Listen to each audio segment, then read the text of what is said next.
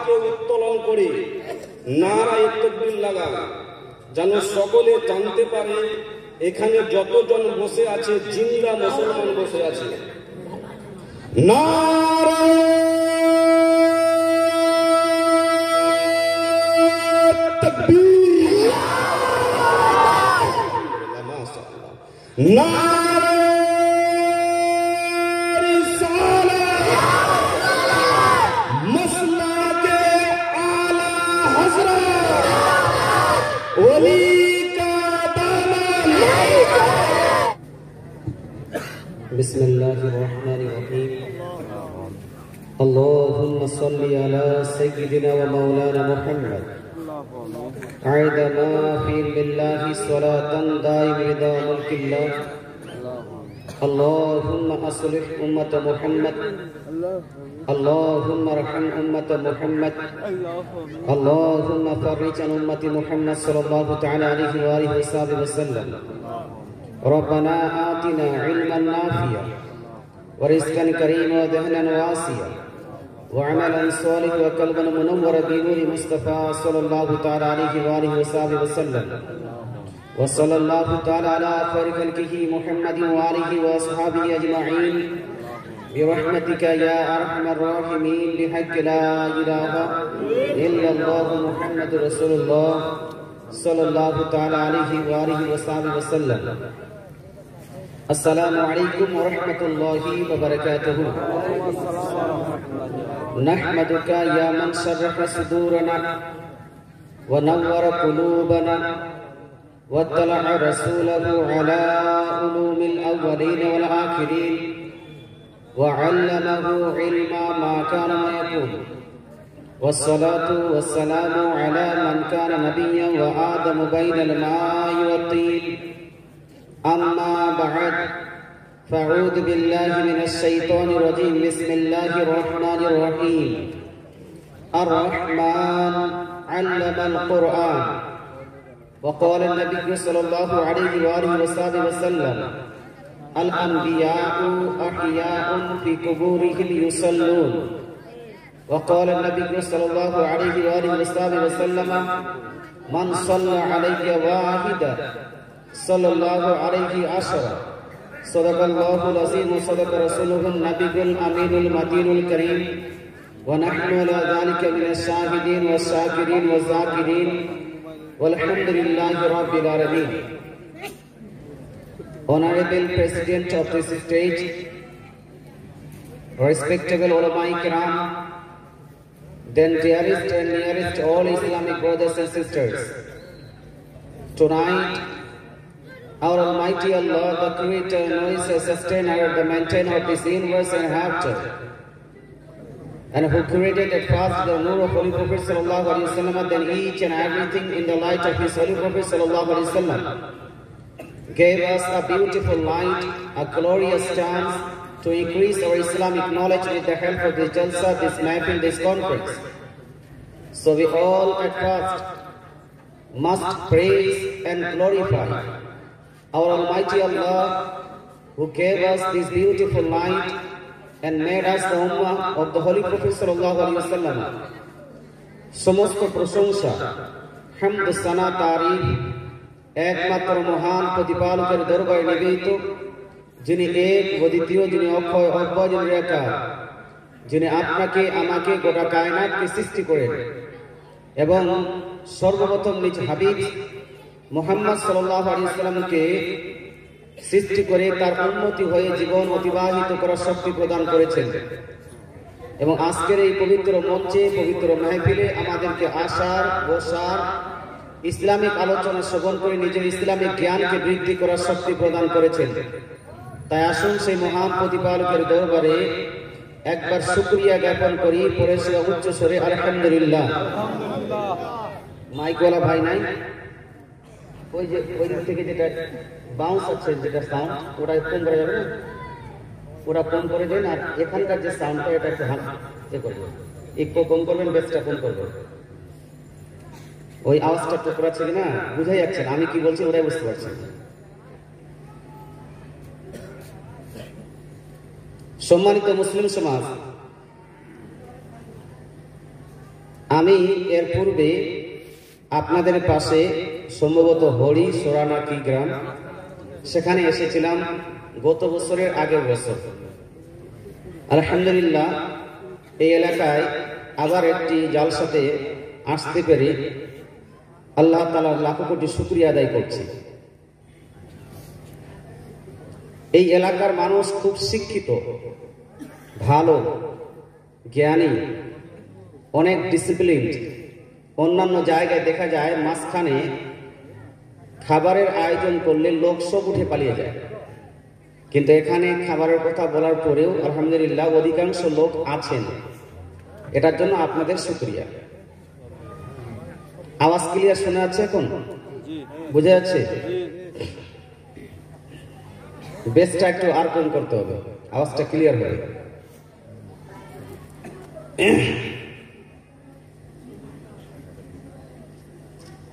আমরা হলাম সুন্নি মুসলমান। আপনারা তো নিজেকে সুন্নি মুসলমান বলেন নাকি? শুধু সুন্নি নয়, সুন্নি মুসলমান বা হানাফি মুসলমান, হানাফি সুন্নি মুসলমান, এই তিনটাই কিন্তু আমরা না।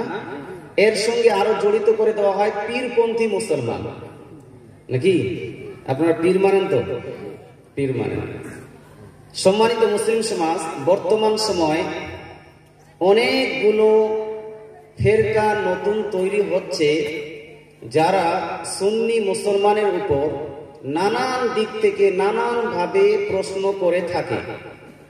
আমাদের যারা জেনারেল শিক্ষিত ব্যক্তি, এডুকেটেড ব্যক্তি, তাদের মধ্যে অধিকাংশ মানুষ বর্তমান দেখা যায় যে তাদের চাঙ্গুলে পড়ে আহলে সুন্নাত ওয়াল জামাত তথা সুন্নি পন্থী ব্যক্তিদেরকে নানানভাবে আখ্যায়িত করে, কেউ বলে বিদআতি, কেউ বলে কবর পূজারী, কেউ বলে পীর পূজারী, কেউ বলে মাজার পূজারী, ইত্যাদি ইত্যাদি। তারপরেও অনেক চেষ্টার পরেও আলহামদুলিল্লাহ এখনো অনেক মানুষ, অনেক বলা যায় না, সংখ্যাগরিষ্ঠ মুসলমান নামে পরিচিত ব্যক্তিরাই সংখ্যাগরিষ্ঠ, সব থেকে বেশি। অনেক দল তৈরি হয়েছে, কিন্তু সব থেকে বেশি আলহামদুলিল্লাহ এখনো গোটা বিশ্বের মধ্যে সুন্নি নামে পরিচিত আছে। বলে সুবহানাল্লাহ। গোটা বিশ্বের মধ্যে যেখানে আপনি লাইসেন্স করবেন, সুন্নি মুসলমান বেশি পাবেন। যাই হোক, প্রশ্ন হলো এই যে আল্লাহ তাআলা মুসলমানকে সৃষ্টি করেছেন, মানব দানবকে সৃষ্টি করেছেন, আর এর মধ্যে সর্বশ্রেষ্ঠ হলো মুসলমান, আর মুসলমানরাই যাবে জান্নাতে। মুসলমান নামে যতগুলো পরিচিত ব্যক্তি, এদের মধ্যে সংখ্যাগরিষ্ঠ মুসলমান হলো নিজেকে সুন্নি বলা ব্যক্তি। এই সুন্নি বলা ব্যক্তিরা কি কাফের, মুশরিক, বেদাতি, নাজায়েজ, হারাম করে এরা কি জাহান্নামে যাবে? যদি এরাই জাহান্নামে যাবে তো জান্নাতে যাবে কি? ইনশাআল্লাহ তাআলা আমি 1 থেকে 1 ঘন্টা আলোচনা করব, অ্যানালাইসিস করব যে আহলে সুন্নাত ওয়াল জামাত অর্থাৎ সুন্নি মাযহাবের, সুন্নি পন্থা যেগুলো আমরা কাজ করি, যেগুলো আমরা আমল করি, যেগুলো আমরা আকীদা ধারণ করি, এই আকীদার পৃষ্ঠপোষকতায় কোরআনের কোনো আয়াত, হাদিস শরীফের কোনো বাণী পাওয়া যায় কি যায় না? কোরআন ও হাদিসের আলোকে আমি আলোচনা করব। আমার আজকে মেন টপিক হলো the activities and the actions and beliefs of Ahle Sunnah wal Jamaa in the light of Quran and Sunnah. এরপরও যদি কোনো ব্যক্তির কোনো প্রশ্ন থাকে সুন্নি ব্যক্তিদের কোনো কর্ম নিয়ে, আমল নিয়ে, আকীদা নিয়ে, তাহলে আপনারা প্রশ্নটা লিখে এই স্টেজের উপরে পাঠাতে পারেন। ইনশাআল্লাহ তাআলা প্রশ্ন যদি উত্তর দেওয়ার মতো হয় অবশ্যই উত্তর দিব দলিল ভিত্তিক। তবে আসুন এই আলোচনা করার আগে একবার দয়ার নবী, মায়ার নবী, আকাই নামদার, মদিনী তাজদার, আহমদে মুখতার জনাবে রাসূলুল্লাহ সাল্লাল্লাহু আলাইহি ওয়াসাল্লামের প্রতি মহব্বতের সহিত, প্রেমের সহিত, ভালোবাসার সহিত আমাদের দেশে প্রচলিত একটি দরুদ শরীফ, যেই দরুদ শরীফকে কেউ এখন পর্যন্ত নাজায়েজ, বেদাত প্রমাণ করতে পারেনি, আর কিয়ামত পর্যন্ত প্রমাণ করতে পারবে না। যে দরুদ শরীফ আউলিয়া ইকরাম, বুজুর্গায়ে দ্বীন, সলফে সালেহিন, পীরানে এজাম যখন ভারতের বুকে ইসলাম প্রচার করেছিলেন, সেই সময় এই দরুদ কেউ প্রচলন করেছিলেন। সেই দরুদ, যে দরুদ আমাদের পশ্চিমবাংলা শুধু নয়, আসাম, ত্রিপুরা, বাংলাদেশ এবং ঝাড়খণ্ড, বিহারের অনেকগুলো জায়গাতে এই দরুদ প্রচলিত আছে। আসুন এই দরুদ শরীফ আমরা একসঙ্গে মিলে পড়ি। দরুদ শরীফ পড়তে কোনো সমস্যা আছে আপনাদের? থাকার কথা। একজন ব্যক্তি যদি নিজেকে মুসলমান বলে, তার সব থেকে বড়, মাইকের আওয়াজটা একটু হালকা কম হবে, চুচু করছে,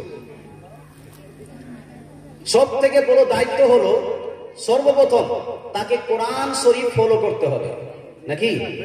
কোরআনের বিপক্ষে গেলে সে খাঁটি মুসলমান থাকতে পারে না। কোরআনের পরে পরে যে স্টেপ, তার সেই স্টেপটা হলো হাদিস শরীফের। হাদিস শরীফ আপনাকে ফলো করতে হবে। হাদিসের বিপক্ষে যদি যান, টোটালি যদি হাদিসকেই অস্বীকার করে যে আমি হাদিস মানি না, এরকম কেউ যদি কথা বলে, সে মুসলমান থাকতে পারে না। কারণ নবী পাক সাল্লাল্লাহু আলাইহি ওয়াসাল্লামের যে হাদিসগুলো, এটা অ্যাকচুয়াল আল্লাহর বাণী, আল্লাহরই কথা, আল্লাহরই হাদিস। এই জন্য এটাকে অস্বীকার করা যাবে না। তারপরে পরে 3 নাম্বার স্টেপ আসে ইজমা, তথা যদি সাহাবায়ে কেরাম, তাবেঈন ইজাম, তাবে তাবেঈন, মুহাদ্দিসিন, মুহাক্কিকিন, মুফাসসিরিন, মুজতাহিদিন কোন বিষয়ে একমত হয়ে যায়, ওটাকে বলা হয় ইজমা। ইজমার বিপক্ষে যাওয়া যাবে না। আপনি ইজমার বিপক্ষে গেলেন মানে হলো, আর মাইকে হাত দিয়েন না, ইজমার বিপক্ষে গেলেন মানে হলো এই যে আপনি সলফে সালেহিন, সাহাবায়ে কেরাম, তাবেঈন ইজাম সমস্ত ব্যক্তিদেরকে অস্বীকার করছেন। ইজমার উদাহরণ দিই, যেমন আপনারা রমজান মাসে তারাবি পড়েন। তারাবি পড়েন কয় রাকাত বাপ? 20 রাকাত। কেউ বলে না 20 রাকাত না, 8 রাকাত তারাবি। যারা বলছে 8 রাকাত তারাবি, তাদের কাছে কোনো অথেন্টিক প্রমাণ নাই। যে প্রমাণটা তাদের কাছে আছে, সেই প্রমাণটা অ্যাকচুয়াল তারাবির প্রসঙ্গে ছিলই না, এখনো নাই। কথা বুঝতে পারছেন? তাহলে তাদের কাছে নাই। কিন্তু আমরা যে 20 রাকাত তারাবি পড়ি, আলহামদুলিল্লাহ, এই 20 রাকাতের পক্ষে কমসে কম 20 খানা মজবুত দলিল দেওয়া যেতে পারে। বলেন সুবহানাল্লাহ।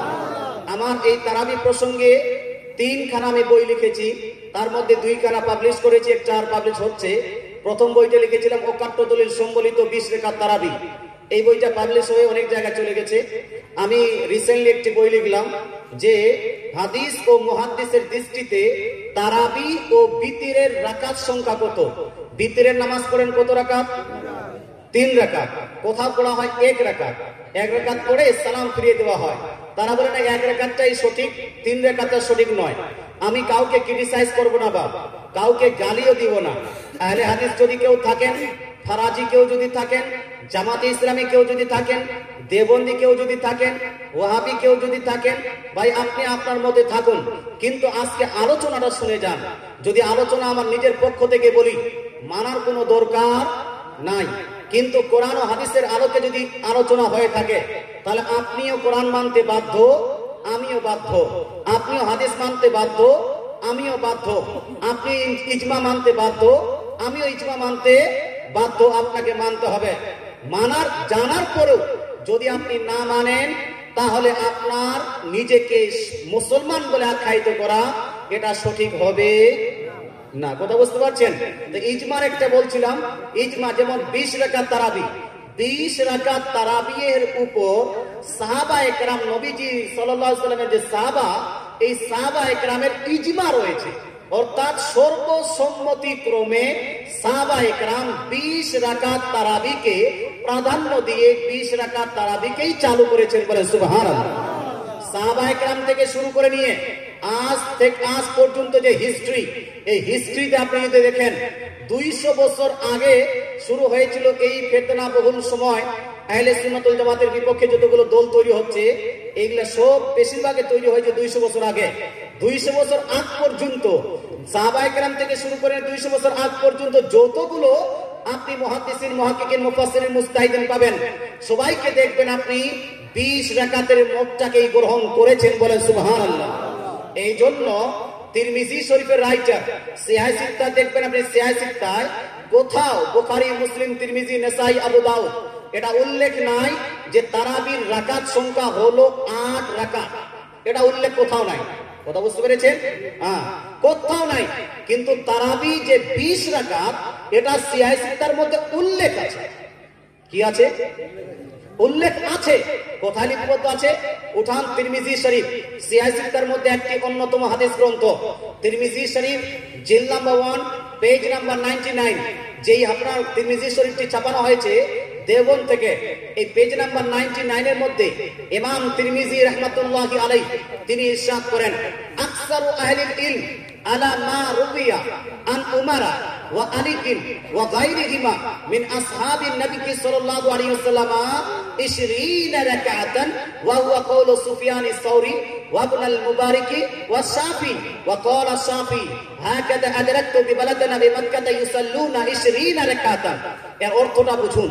অর্থটা হলো এই যে ইমাম তিরমিজি রাদিয়াল্লাহু তাআলা আনহু ইরশাদ করেন যে সাহাবায়ে কেরাম থেকে নিয়ে আমার যুগ পর্যন্ত যতগুলো মুহাদ্দিসিন, মুহাক্কিকিন, মুফাসসিরিন, হাদিসের গবেষক, ফিকহ গবেষক, যতগুলো বড় বড় ইমাম গুজরে গেছেন, এদের মধ্যে সংখ্যাগরিষ্ঠ 99% ইমামগণ এই মতে আছেন যেই মতটি বর্ণিত হয়েছে উমর বিন খাত্তাব রাদিয়াল্লাহু তাআলা আনহু, নবী পাকের দ্বিতীয় খলিফা উমর বিন খাত্তাব থেকে, এবং যেই মতটি বর্ণিত হয়েছে আপনার জ্ঞানের ভান্ডার, ওই ভান্ডারের যে দরজা হযরত আলী রাদিয়াল্লাহু তাআলা আনহু থেকে, ওয়া গায়রিহিমা মিন আসহাবিন নবী, এবং নবী পাক সাল্লাল্লাহু আলাইহি সাল্লামের অন্যান্য সাহাবায়ে কেরাম থেকে মোটটা কি 20 রাকাতান, সেই মোটটি হলো 20 রাকাত। বলে সুবহানাল্লাহ। কত রাকাত? 20 রাকাতটা কে বলছেন? এটা ইমাম তিরমিজি বলছেন খোলাসা করে। আর কার কথা বলছেন? এটা কার থেকে বর্ণিত হয়েছে? প্রথম কথা উনি বললেন উমর বিন খাত্তাব রাদিয়াল্লাহু তাআলা আনহু। দ্বিতীয় বললেন এই হাদিসটি বর্ণিত হয়েছে আলী রাদিয়াল্লাহু তাআলা আনহু থেকে। তৃতীয় নাম্বার বললেন কি অন্যান্য সাহাবায়ে কেরাম থেকে, yani উমর বিন খাত্তাব, আলী বাদ দিয়ে আরো যে সাহাবায়ে কেরাম আছেন ইনাদের কাছ থেকেও 20 রাকাত প্রমাণ হয়েছে। তারপরে বললেন কি যে এই আপনার মতটি সংখ্যাগরিষ্ঠ আমার যুগে, ইমাম তিরমিজির যুগে সাবিত তো হয়ে গেল। ইমাম তিরমিজির যুগে বলছেন আমার যুগে সংখ্যাগরিষ্ঠ ইমাম এবং মুহাদ্দিসগণের মতটা হলো 20 রাকাত। চারটা শ্রেণী হলো। এবার 5 নাম্বার উনি বলছেন ওয়া হুয়া কওলু সুফিয়ান আস-সাউরি, হাদিসের গবেষক, হাদিস বিশারদ এবং হাদিসের মহা পণ্ডিত তাবেঈনদের যুগে যাকে শ্রেষ্ঠ মুহাদ্দিস বলে আখ্যায়িত করা হয়েছে সুফিয়ান সাউরি রাদিয়াল্লাহু তাআলা আনহু, তিনারও মত ছিল 20 রাকাত তারাবি। বলে সুবহানাল্লাহ। ওয়া ইবন আল-মুবারিক, মুফাসসিরগণের মধ্যে যিনি সর্বশ্রেষ্ঠ মুফাসসির আব্দুল্লাহ ইবনে মুবারক, উনিও মত দিয়েছেন 20 রাকাত তারাবি। ওয়া শাফিঈ, আর ইমাম শাফি রাদিয়াল্লাহু তাআলা ইনিও বলছেন 20 রাকাত তারাবি। বলেন সুবহানাল্লাহ। ইমাম শাফিকে চিনুন। আমরা জানি ইমাম বুখারী অনেক বড় একজন মুহাদ্দিস, নাকি বাবা? ইমাম বুখারী অনেক বড় একটা মুহাদ্দিস। বুখারী শরীফের নাম আসলে আমরা সবাই একদম হয়ে যাই, থমকে বসি। জানেন মুসলমান, ইমাম বুখারীর থেকেও বড়, ইমাম মুসলিমের থেকেও বড় বিশ্বের মধ্যে একজন ইমাম এসেছেন। ওই ইমামের নাম কি বলুন তো? বলতে পারবেন? ইমাম বুখারী মোটামুটি 6 লাখ হাদিস মুখস্থ করেছিলেন। কয় লাখ? 6 লাখ। ইমাম মুসলিম মোটামুটি আপনার প্রায় 5.5 লাখ হাদিস মুখস্থ রেখেছেন। ইমাম নাসাই 5 লাখ হাদিস মুখস্থ রেখেছেন। ইমাম তিরমিজি 5 লাখ হাদিস মুখস্থ করেছেন। কিন্তু একজন ইমাম, যে ইমাম 6 লাখ আর 5 লাখ নয়, প্রায় 10 লাখ হাদিস মুখস্থ রেখেছে। বলে সুবহানাল্লাহ। ওই ইমামের নাম কি? ওই ইমামের নাম হলো ইমাম আহমদ বিন হাম্বল রাদিয়াল্লাহু তাআলা আনহু। কি নাম? ইমাম আহমদ বিন হাম্বল। মুসলমান, একটা মজার কথা, বর্তমান যুগে এই গ্রামেও হয়তো হতে পারে অনেকগুলো মানুষ নাভির নিচে হাত বাঁধতে বাঁধতে বুকের উপরে হাত বাঁধে। বাঁধে কি বাঁধে না? বাঁধে। ভাই আপনাকে রিকোয়েস্ট করি, why are you are doing this? এটা আপনি করেন কেন? আপনি নাভির নিচে হাত বাঁধা থেকে বুকের উপরে গেলেন কেন? তাকে যদি বলা হয় তিনি বলবেন যে নাভির নিচে হাত বাঁধাটা হলো জয়ীফ হাদিস দ্বারা প্রমাণ, এবং এই বুকের উপর হাত বাঁধাটা হলো সহিহ হাদিস দিয়ে প্রমাণ। এটাই বলবে নাকি? হ্যাঁ, অন্য কিছু বলে না, এটাই বলে। মুসলমান সহিহ না জয়ীফ এই বিষয়ে আলোচনা হবে, কিন্তু আপনাদের মজার ব্যাপার আপনাকে বুঝাই। আচ্ছা বলুন তো ভাই, ইমাম বুখারীর মতো কোন বড় ইমাম এই পৃথিবীতে বর্তমান যুগে আছে? হ্যাঁ বলুন না। ইমাম বুখারীর মতো বড় ইমাম এই পৃথিবীতে এখন আছে? ইমাম তিরমিজির মতো নাই, ইমাম নাসাইর মতো নাই, ইমাম ইবনে মাজার মতো নাই, শাইখ আব্দুল কাদের জিলানী রাদিয়াল্লাহু তাআলার মতো নাই। বড় পীর আব্দুল কাদের জিলানীর পরে পরে খাজা গরিব নওয়াজের মতো কোনো এখন ব্যক্তি নাই, নিজামউদ্দিন আউলিয়ার মতো কোনো ব্যক্তি নাই, দাতা বাবার মতো কোনো ব্যক্তি নাই। এর আমরা হলাম নিচু পর্যায়ের মানুষ। বর্তমান যুগের যে ইমাম মৌলভী সাহেবরা বলে, সে মুজাফফর বিন মুহসিন হোক, ডক্টর জাকির নাইক সাহেব হোক, তা আপনার আব্দুর রাজ্জাক বিন ইউসুফ হোক, বা আরো অন্যান্য যে কোনো মৌলভী, যে কোনো আলিম, তাকে যদি বলেন যে আপনাকে 5 লাখ 6 লাখ নয় 1 লাখ হাদিস শোনাতে হবে, 1 লাখ নয়, সনদ সহ 50,000 নয়, সনদ সহ 10,000 হাদিস শোনাতে হবে, আমি আপনাকে গ্যারান্টি সহকারে বলতে পারি এদের মধ্যে কেউ 10,000 হাদিস সনদ সহ বলতে পারবে না। কথা বুঝতে পেরেছেন? বুখারীতেও কিন্তু 10,000 হাদিস নাই, মুসলিমও 10,000 হাদিস নাই, তিরমিজিতেও 10,000 হাদিস নাই। একজন মৌলভী, একজন বর্তমান যুগের শ্রেষ্ঠ আলিমকে জিজ্ঞেস করেন, ভাই আপনাকে কি 10,000 হাদিস মুখস্থ আছে? তিনি বলতে পারবেন না। ইমাম বুখারী 6 লাখ হাদিস মুখস্থ রেখেছিলেন, তাহলে তার মতো লোক কোথায় পাবো? আর 6 লাখ হাদিস মুখস্থ রেখেছেন ইমাম বুখারী, তার থেকে বড় ইমাম হলেন ইমাম আহমদ বিন হাম্বল, তাহলে তিনি কতগুলো হাদিস মুখস্থ রেখেছেন, তার জ্ঞান গরিমা কত হবে? এবার আপনি বলুন তো বাপ, ইমাম আহমদ বিন হাম্বল এতগুলো হাদিস জানার পরে হাত কোথায় বাঁধতেন? বুকের উপরে? বুকের উপরে? কোথায়? ইমাম বুখারী কোথায় হাত বাঁধতেন? ভাই, ইয়াং জেনারেশন আপনাদের বলবো, রিকোয়েস্ট করেন আপনার মাস্টার ডাক্তার নায়েক উল্লাহকে, যে মাস্টার ডাক্তার নায়েক উল্লাহ বলে বুকের উপর হাত বাঁধতে হবে, আপনি বলবেন ইমাম বুখারী কোথায় হাত বাঁধতেন, ইমাম মুসলিম কোথায় হাত বাঁধতেন, ইমাম তিরমিজি কোথায় হাত বাঁধতেন, ইমাম নাসাই কোথায় হাত বাঁধতেন, আপনি বুকের উপরে গেলেন কেন? আমি যদি একটা করে আলোচনা করি, একটু বেশি আলোচনাটা হয়ে যাবে। শুনুন, আপনাকে 100% গ্যারান্টি সহকারে বলতে পারি, সিহাই সিত্তার কোন ইমাম বুকের উপর হাত বাঁধতেন না। জোরে বলেন না। কোন ইমাম বুকের উপর হাত বাঁধতেন না। কথা বুঝতে পারছেন? তাহলে বুকের উপর হাত বাঁধাটা কতটা মজবুত, যে উনার একটাও বাঁধেনি। আরেকটা কথা শুনুন, যে ইমাম আহমদ বিন হাম্বলের কথা বলছিলাম, ইমাম আহমদ বিন হাম্বল বলছেন, আমার নিকট 2টা মত গ্রহণযোগ্য। কয়টা মত? 2টা। একটা হলো বুকের উপর, এই আপনার নাভির নিচে, এই মতটা গ্রহণযোগ্য। আর একটা হলো নাভির উপরে বুকের নিচে, নাভির উপরে বুকের নিচে, এই 2টা মত গ্রহণযোগ্য। তোর মধ্যে আপনি নাভিতেও হাত বাঁধতে পারেন, এই 3টা মত উনার হতে পারে বা উনার আছে।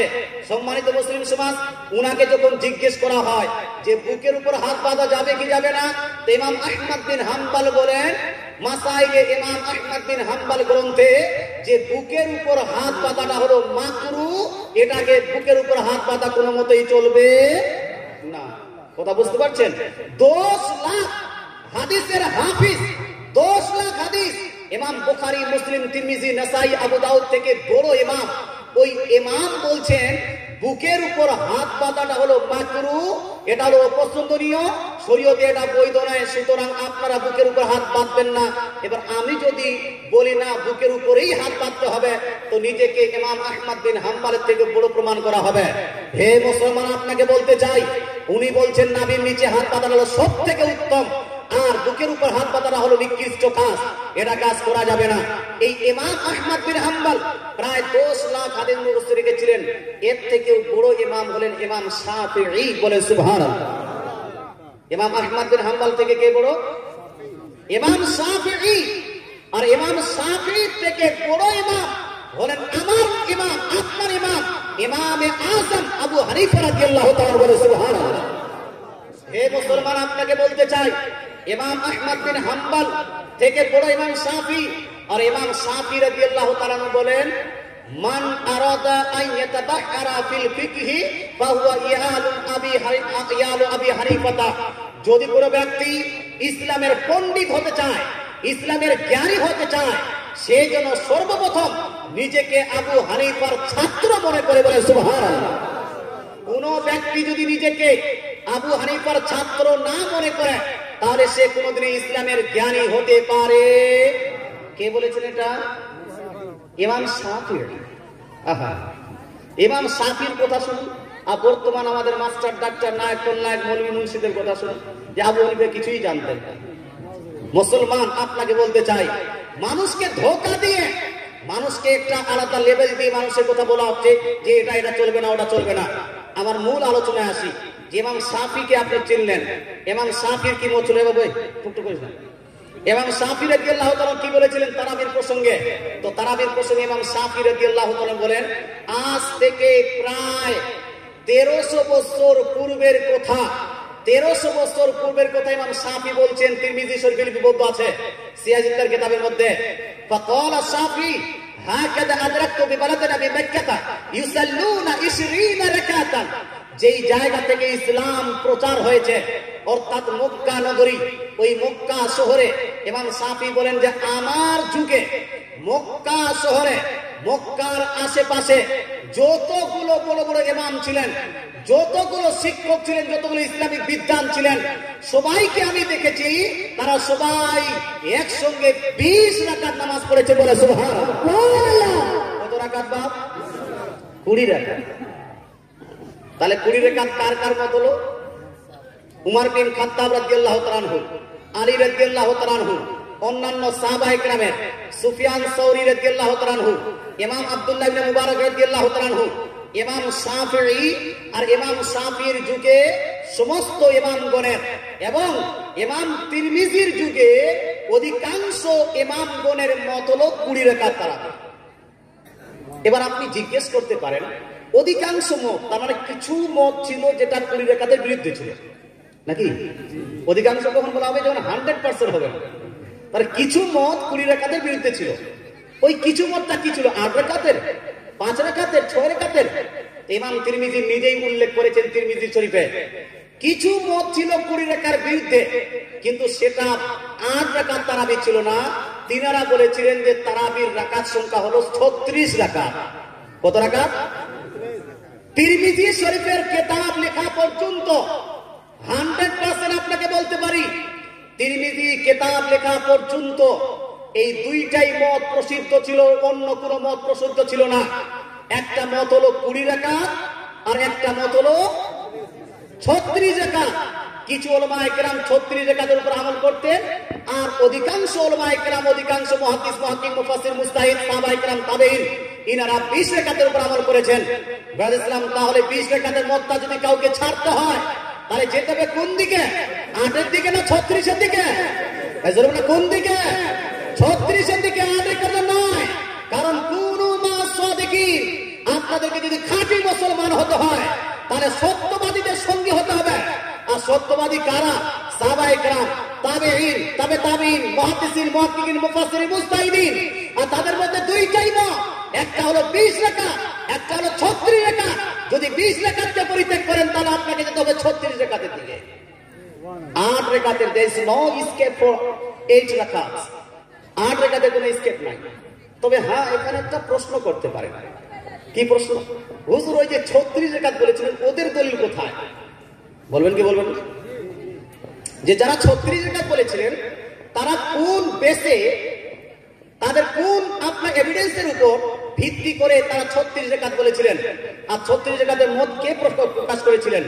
তো 36 রাকাত মত প্রকাশ করেছেন কে? যুগ শ্রেষ্ঠ 4 জন ইমাম আছেন।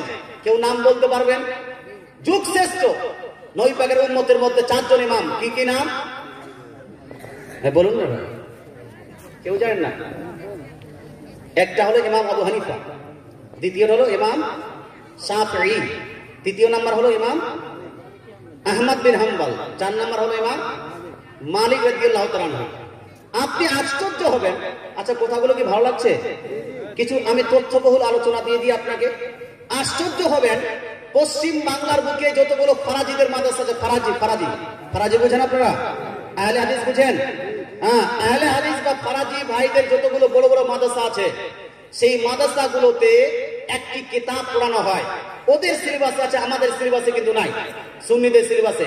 ওই কিতাবটির নাম হলো বিদায়াতুল মুজতাহিদ। কি নাম কিতাব? বিদায়াতুল মুজতাহিদ। এই বিদায়াতুল মুজতাহিদে চ্যাপ্টার অফ তারাবি, তারাবির চ্যাপ্টারের মধ্যে বিদায়াতুল মুস্তাহিদের ইবনে রাজাব হাম্বলি যিনি হলেন রাইটার, উনি বলছেন যে যুগশ্রেষ্ঠ 4 জন ইমামের মত মধ্যে 4টা ইমামকে যদি অ্যানালাইসিস করা যায়, রিসার্চ করা যায়, তো 4 জন ইমামই বলেছে যে তারাবির রাকাত সংখ্যা হলো 20 রাকাত। বলে সুবহানাল্লাহ। নারে তাকবীর, নারে রিসালাত, মাসলাকে আলা হযরত হযরত আল্লামা মাওলানা আমজাদ রাজা সিমনানি। সম্মানিত মুসলিম সমাজ, ইমাম আবু হানিফা ইনিও বলেছেন 20 রাকাত। ইমাম শাফি তো দলিলটা দিয়ে দিলাম তিরমিজি শরীফ থেকে, ইমাম তিরমিজি বলছেন 20 রাকাত। এবং আমার যুগে যতগুলো বড় বড় ইমাম দেখেছি, ইমাম শাফি বলছেন সবাই 20 রাকাত। আজকের মতো তখন যুগ ছিল না, বা তখন সমস্ত যুগ এমন যুগ যে হাদিসের এবং কোরআনের একদম বিশাল রিসার্চ চলছে। তারপরে ইমাম আহমদ বিন হাম্বল ইনিও 20 রাকাত। ইনি কত? 20 রাকাত। আর ইমাম মালিক ইনার কাছ থেকে 2টা মত প্রচলিত হয়েছে। 2টা মত। কি কি মত? এক মতে 20 রাকাত আর এক মতে 36 রাকাত। এক মতে 20 রাকাত আর এক মতে, এই যে ইমাম মালিক বলেছেন 36 রাকাত, মদিনায় থাকাকালীন উনি 36 রাকাত তারাবি পড়তেন। এই জন্য ইমাম তিরমিজি বলেন যে সংখ্যাগরিষ্ঠ অর্থাৎ কিছু মত আছে 36 রাকাতে, ওটা হলো ইমাম মালিকের অনুসারীগণ। ইমাম মালিকের অনুসারীগণ তারা 36 রাকাত পড়তেন। খুব ধ্যান দিয়ে শুনবেন মুসলমান। এবার ইমাম মালিক রাদিয়াল্লাহু তাআলা 2টা কথা বললেন কেন? এক জায়গায় বলছেন 20 রাকাত আর এক জায়গায় বলছেন 36 রাকাত। তার কারণটা কি? তার কারণটা হলো এই যে ইমাম মালিকের মত ছিল 20 রাকাত আর কর্ম ছিল 36 রাকাত। কি ছিল? মত মানে মত দিতেন উনি কত রাকাত? 20 রাকাত।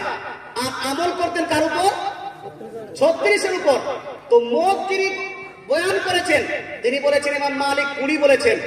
আর যিনি আমলটা বর্ণনা করেছেন যে ইমাম মালিককে নামাজ পড়তে দেখেছি আমি 36 রাকাত, তার মানে হলো 36 রাকাত পড়তে হবে। এবার আবার জিজ্ঞেস করতে পারেন, হুজুর মত আলাদা আবার আমল আলাদা, কথা আলাদা আমল আলাদা, মানুষের কথা এবং কর্মের মধ্যে এক হওয়া উচিত, হয় কিনা বাপ? হ্যাঁ, কর্ম এবং কথা এক হওয়া উচিত। ইমাম মালিক তো এত বড় একজন ইমাম, উনি আবার কর্ম আলাদা কথা আলাদা করলেন কেন?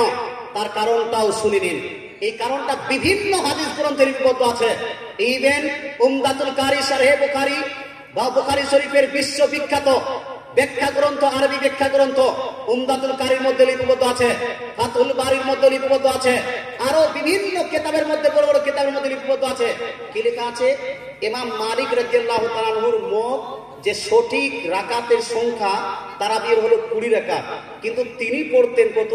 36 রাকাত। তার কারণটা ছিল এই যে মক্কা শরীফেও তারাবি হতো, মদিনা শরীফেও তারাবি হতো।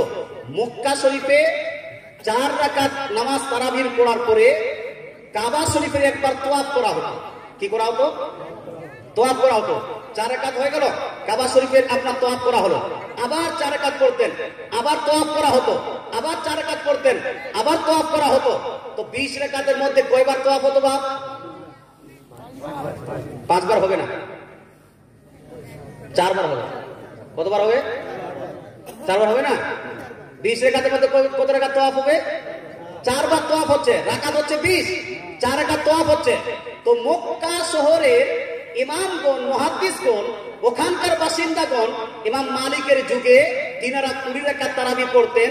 আর 20 রাকাত তারাবির পরে আমরা যে 4 রাকাতের পরে সুবহানাদিল মুলক ওয়াল মালাকুত এইটা পড়ি না, দোয়া করি, তারপরে মুনাজাত করি কি করি না? তো তারা দোয়া এবং মুনাজাত করতেন না। তিনারা কি করতেন? কাবা শরীফের তাওয়াফ করতেন।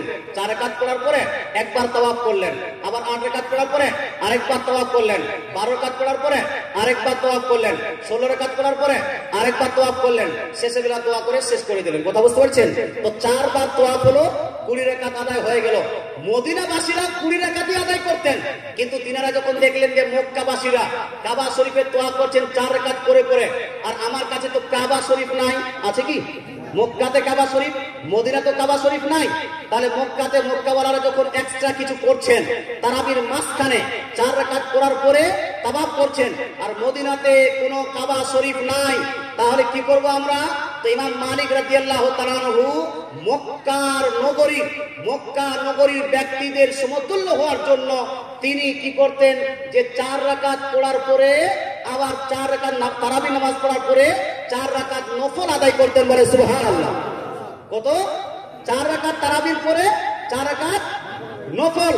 এরকম করে ভাবুন তো আপনি, 4 রাকাত তারাবির পরে 4 রাকাত নফল, অর্থাৎ 2 তারবিয়ার মাঝে একবার করে 4 রাকাত নফল। কত রাকাত হবে? এটা বলুন না, 36 রাকাত হবে না? কত রাকাত? 16 রাকাত।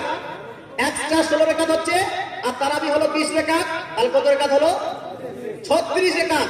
ইমাম মালিক রাদিয়াল্লাহু তাআলা আনহু মোট যখন দিতেন, তিনি যখন বলতেন যে কত রাকাত তারাবি, বলতেন কত? 20 রাকাত। কিন্তু যখন আমল করতেন কত রাকাত করতেন? 36 রাকাত। এই 36 রাকাতের মধ্যে কি 36টাই কি তারাবি ছিল? না না না মুসলমান, 36 এর মধ্যে 20 রাকাত তারাবি আর 16 রাকাত ছিল ওই মক্কাবাসীর তোয়াফের বদলায় মদিনাবাসীর নফল নামাজ পড়েন, সুবহানাল্লাহ। এ থেকে প্রমাণ হলো, ইমাম তিরমিজি এটা দিকে ইঙ্গিত করেছেন, এ থেকে প্রমাণ হলো বিশ্বের মধ্যে সাহাবীদের যুগে, তাবেঈনদের যুগে, তাবেঈনদের যুগে, আইনদের মুস্তাহিনদের যুগে, সিয়াসিত্তার যুগে, আপনার 4 জন প্রসিদ্ধ ইমামগণের যুগে, ওই সমস্ত যুগ, যেই সমস্ত যুগটা হলো শ্রেষ্ঠ যুগ, যেই যুগের কারো তুলনা করা যাবে না, যেই যুগের ইমামদের সঙ্গে, যেই যুগের মুহাদ্দিসদের সঙ্গে, যেই যুগের আপনার ইমামদের সঙ্গে বর্তমান ইমামের কোনোই তুলনা নাই। সেই যুগে কেউ 8 রাকাত তারাবি পড়েননি, সবাই 20 রাকাত তারাবিহের মত পোষণ করেছেন, বলে সুবহানাল্লাহ। সুবহানাল্লাহ, সুবহানাল্লাহ। কত রাকাত পড়বো না? এজন্য বললাম কত রাকাত? ঝন্টু আর মন্টু যদি এসে বলে 8 রাকাত পড়তে হবে, কোন ডাক্তার মাস্টার এসে যদি বলে 8 রাকাত পড়তে হবে, কোন মৌলভী মুন্সি যদি এসে বলে 8 রাকাত পড়তে হবে, কোন মুফতি মুহাদ্দিস যদি এসে বলে 8 রাকাত পড়তে হবে, তাদের দামান ধরেন, তাকে বলেন ভাই ইমাম বুখারী কত রাকাত পড়েছেন, ইমাম মুসলিম কত রাকাত পড়েছেন, ইমাম তিরমিজি কত রাকাত পড়েছেন, ইমাম আবু হানিফা কত রাকাত পড়েছেন, ইমাম শাফি কত রাকাত পড়েছেন, ইমাম মালিক কত রাকাত পড়েছেন, ইমাম তিরমিজি কত রাকাত পড়েছেন, ইমাম আহমদ বিন হাম্বল কত রাকাত পড়েছেন, তাবেঈনরা কত রাকাত পড়েছেন, সাহাবারা কত রাকাত পড়েছেন। তারা যদি 20 রাকাত পড়েন, তাদের থেকে কেউ বর্তমান যুগে বড় হতে পারে না। সুতরাং তাদেরকে সবাইকে পরিত্যাগ করে আপনার মতকে গ্রহণযোগ্য করে আপনার মতের উপর আমল করে আমি কোনোদিনে জাহান্নামে যেতে পারি না। সুতরাং ভাই বলতেই হবে 20 রাকাত তারাবি চলছে, আগামীতেও চলবে। 20 রাকাত তারাবি চলছে, আগামীতেও চলবে। এটা হলো ওই ব্যক্তি, যেই ব্যক্তিরা জিও সিমের মতো নামাজের মধ্যেও ফ্যাসিলিটি চায়। হ্যাঁ, মোবাইলে ফ্যাসিলিটি নিতে নিতে এমন অভ্যাস খারাপ, নামাজেও ফ্যাসিলিটি না। কেমন ফ্যাসিলিটি বা? কেউ বলে নামাজের পরে নফল পড়তে হবে না, 1 facility. And second facility is নামাজের পরে দোয়া করার দরকার নাই। 3 নাম্বার ফ্যাসিলিটি, নিয়ত মুখস্থ করার কোনো দরকার নাই, আছে কি নাই? 4 নাম্বার ফ্যাসিলিটি বলছে যে তারাবি 20 রাকাত থেকে 8 রাকাত করে দাও, সমস্যা নাই। আবার লজিক লাগায়, কি লজিক লাগায় বা? যে তারাবি 20 রাকাত করে টাপাটপ করে পড়ছে, আর 8 রাকাত আস্তে আস্তে করে পড়ছি। বলুন তো ভাই কোনটা ভালো? আপনারা মানুষেরা লজিক্যাল ব্যক্তি, বুদ্ধিজীবী ব্যক্তি, না না না ওই টাপাটপ পড়ার থেকে 8 রাকাতটাই ভালো। ভালো বলুন। কোন ব্যক্তিকে যদি বলা যায় যে জোহরের আপনার ফরজ নামাজ টাপাটপ করে একজন ব্যক্তি 4 রাকাত করছে, আমি আস্তে করে ধীরে সুস্থে আমি 2 রাকাত করব, চলবে? জোরে বলুন চলবে? জোরে বলুন চলবে? তাহলে এই লজিকটা, এই আপনার যুক্তিটা হলো হাতুড়া যুক্তি। হাতুড়া বুঝেন আপনারা? বুঝেন হাতুড়া যুক্তি? আর হাতুড়া যুক্তি দিয়ে ধর্ম চলবে না। যুক্তি দিয়েছেন, সেম যুক্তিটা অন্য জায়গায় ব্যবহার করলে চলেই না। তো অচল যুক্তি দিয়ে ধর্ম কেন চালান বা? অচল যুক্তি দিয়ে ধর্ম চালানো যাবে না। আরো যুক্তি এসেছে। যুক্তি কি যুক্তি করছে? আমাদের দেশে দেখবেন, আমাদের দেশে হয়, আপনার দেশে হয় কি জানি না, জানাজার নামাজ পড়া হয়। জানাজার নামাজ পড়ার পরে ইমাম সাহেব বলেন চলুন একটু দোয়া করি। তো দোয়া করতে লাগে। আপনার দিকে জানাজার পরে দোয়া হয়? দোয়া হয়। আবার দেখবেন মাটি দেওয়ার পরে আবার বলা হচ্ছে একটু দোয়া করেন তো ভাই। তো সবাই আমরা মিলে দোয়া করি মৃত ব্যক্তির জন্য, করি কি করি না? কিছু ভদ্র মানুষ আছে, কিছু অতি শিক্ষিত ব্যক্তি আছে, জেনারেল এডুকেটেড ব্যক্তি, হাই এডুকেটেড ব্যক্তি, হাই লজিক্যাল ব্যক্তি, লজিকের কোনো কমি নাই। এই লজিক্যাল ব্যক্তিদেরকে বলা যখন রিকোয়েস্ট করা হবে ভাই আপনিও দোয়াতে অংশগ্রহণ করুন, ও বলবে বেদাত বেদাত বেদাত। কেন বেদাত? বলছে না এটা দোয়া করার দরকার নাই, জানাজার পরে দোয়া করার দরকার নাই, মাটি দেওয়ার পরে দোয়া করার দরকার নাই। মনোযোগ সহকারে শুনছেন বা শুনছেন তো? যারা যারা শুনছেন একটু হাত তুলে বলুন না ইয়া রাসূলুল্লাহ। মাশাআল্লাহ, খুব ধ্যান দিয়ে শুনুন। বলতে চাই মুসলমান, জানাজার পরে দোয়া করার দরকার নাই, মাটি দেওয়ার পরে দোয়া করার দরকার নাই। আপনি বলবেন ওয়াই, কেন? তো সে বলবে জানাজাই তো দোয়া হয়ে গেল, আর দোয়া করার দরকার কি? ধানা বলুন না, দেখেন কত বড় যুক্তি। হট করে আপনি হ্যাঁ জানাজাই তো দোয়া হয়ে গেল, আর দোয়া করার দরকার কি? মাটি দেওয়ার পরে দোয়া করতে বলছেন, আবার ওই একই কথা, আরে জানাজাই তো দোয়া হয়ে গেছে, আর দোয়া করার দরকার কি? ফটাফট ভাগো আর যাও বাড়িতে। হানা বলুন না। এবার আমি বলবো এই যুক্তিটা কি চলতি যুক্তি না অচল যুক্তি? এটা কি ধারদার যুক্তি না হাতুড়া যুক্তি? যদি ধারদার হয়, চলতি হয়, ইসলামের পক্ষে হয়, মানতে কোনো অসুবিধা নাই। কিন্তু যদি এটা ধারদার না হয়, হাতুড়া হয়, চলতি না হয়, অচল হয়, আমরা তো স্বীকার করতে পারবো না। এবার যুক্তি লাগান, একবার দোয়া হয়ে গেছে আর দোয়া করার দরকার কি? মানে একবার দোয়া হয়ে গেলে দ্বিতীয়বার দোয়া করে কোনো লাভ হবে না নাকি? এটাই তো। এবার বলুন তো বাপ, আপনি মনে করেন মুফতি আশরাফ নাইমি সাহেবের হাতে 100 টাকা মাদ্রাসার নামে দান করলেন, আবার আমি আপনার কাছে দান চাইলাম যে মাদ্রাসার নামে 100 টাকা করে দান করেন। এবার যদি আবার দান করেন, এই দানের নেকিটা হবে কি হবে না? হবে কি হবে না? এই মৌলভী সাহেব উঠে বলছে হুজুর একবার তো ও দান করেই দিয়েছে 100 টাকা, আর দান করার দরকার কি? তাহলে চলবে? চলবে? চলবে না, কারণ দ্বিতীয় দান করলেও লাভ আছে। হে মুসলমান, আমরা জোহরের নামাজ পড়ি, প্রথমে 4 রাকাত সুন্নত, তারপর 4 রাকাত ফরজ, তারপর 2 রাকাত সুন্নত, তারপর 2 রাকাত নফল। 4 রাকাত সুন্নতের জন্য দাঁড়ালাম, দাঁড়ানোর পরে আল্লাহু আকবার কথা পর্যন্ত, কান পর্যন্ত নাকি? আপনার কান পর্যন্ত দলিল লাগবে তো? ইনশাআল্লাহ দলিল দিব না, দলিলটা দিয়েই দিই। কান পর্যন্ত তারিফত আছে। বিশ্বের মধ্যে সর্বশ্রেষ্ঠ হাদিস গ্রন্থের মধ্যে 2টা হাদিস গ্রন্থ, তোর মধ্যে একটা হলো বুখারী শরীফ আর একটা হলো মুসলিম শরীফ। কি কিতাব? মুসলিম শরীফ।